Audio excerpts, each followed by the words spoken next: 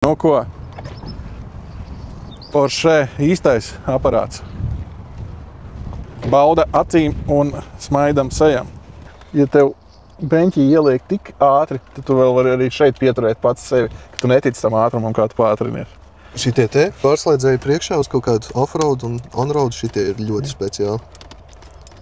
Ej, tu paskaties, te viņam nav vienkārši melnie griezti, te ir tagad Alcantaras griezti vispār. Pasies pulkstens ir gan elektroniskais, gan arī ar sekundžu mērītāju skaliņu. Tātad gan mašīna, gan ārstiem, gan kriptopidarasiem, kur nemāk pateikt analogo pulksteni. Kur neatpazīstam. Redzi? Vat nekādiem Android kretīniem, tikai cilvēkiem ar iPhone. Nu labi, heits. Izgriežam heitu.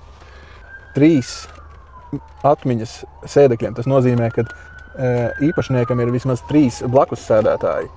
Vai sēdētājas. Tas tā kā šeikam ir vairākas sievas. Vai Katra sieva var ielikt sev un atcerēties tā pirmā, vienīgais kurai kura.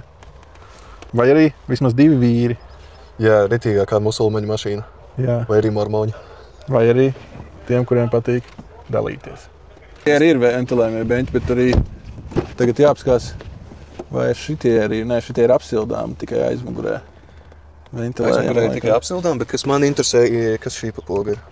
Aizslēgt durvis. Tu vari aizslēgt visas durvis, sēžot aizmugurē, ne tikai no priekšējām durvīm, kas ir ļoti interesanti. Parasti tu kaut ko tādu neredz. You see?